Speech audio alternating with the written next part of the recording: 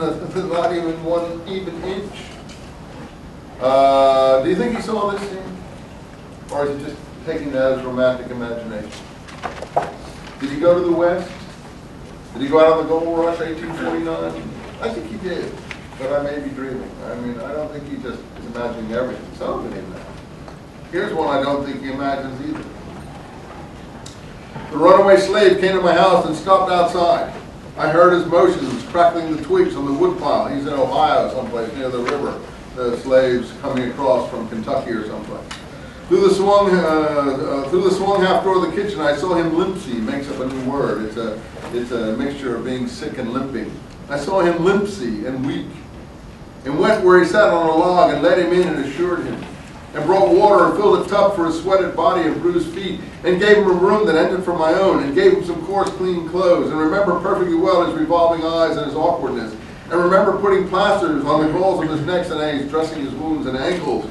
He stayed with me a week before he was recuperated and passed north. I had him sit next to me at the table. My firelock leaned in the corner. What's the firelock doing in the corner? Oh, that's his gun, man. He's going to protect his gun. 1855 America. So again, before you listen to all the propagandas, you should read a little deeper into some other people before you make up your mind of what made this country. That's why I bring someone like Whitman here. The next one is about a woman, 11, looking out of her window, watching 28 beautiful young naked men bathing in the water in a river, and she secretly steals down, and I don't know if she joins them, but she comes closer and basically wants to be with them, naked in the stream with them. She owns the fine house by the bank. She hides and richly dressed at the blinds of the window. Which of the young men does she like the best? Are the homeless of them as beautiful to her? Where are you off to, lady? I see you. You splash in the water. Yeah, she goes in. You stay stock still in your room, dancing and laughing along the beach. Come the 29th bather. The rest do not see her, but she saw them and loved them. The beards of the young men glistened with wet. It ran from their long hair. Little streams passed over their body. An unseen hand also passed over their bodies. It descended trembling from their temples and ribs. Well, yeah, this is really very advanced for the time. Here's another picture of a black. He's very interested in the Afro-American problem. He uses the old language Negro here, but you know, these things change from time to time. Sometimes colored is in, then black, Negro is in, then black is in, then Afro-American is in, and now coloreds are back, people of color. So, you know, the language keeps on revolving from time to time, so we shouldn't hold anyone's language against them. They're a part of their time. The Negro holds firmly the reins of his, nowadays, that's not an in-word. So another, maybe in France, negritude was very in. The Negro holds firmly the reins of his 4 horses. The block swags underneath on his tied-over chain. He's in the South, and this is a slave.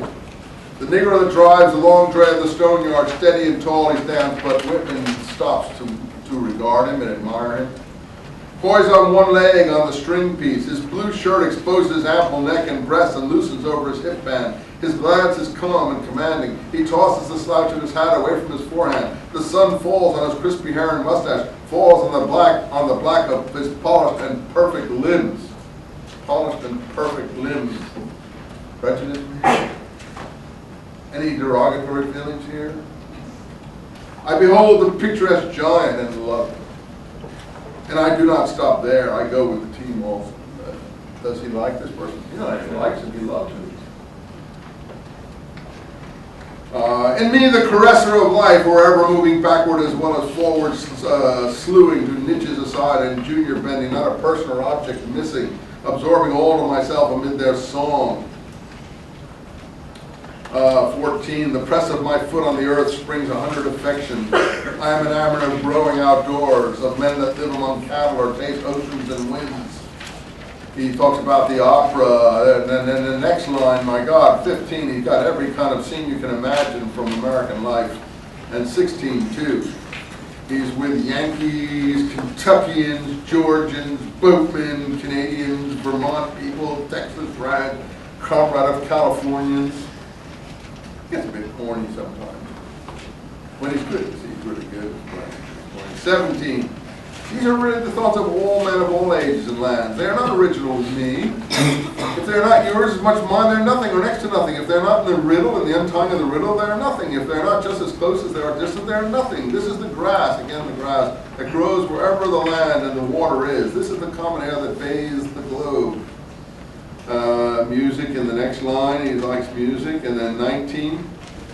This is the meal equally set. This is the meat for natural hunger. It is for the wicked, just the same as the righteous. I make appointments with all. I will not have a single person slighted or left away. I'm not putting anyone aside. The kept-boom and sponger, thief, are thereby invited. The heaven of slave is invited. The venerale, the AIDS victim or the, venereal disease, whatever, is invited. There should be no differences between them and the rest. This is the press of a bashful hand. This is the float and order of hair. This is the touch of my lips to yours.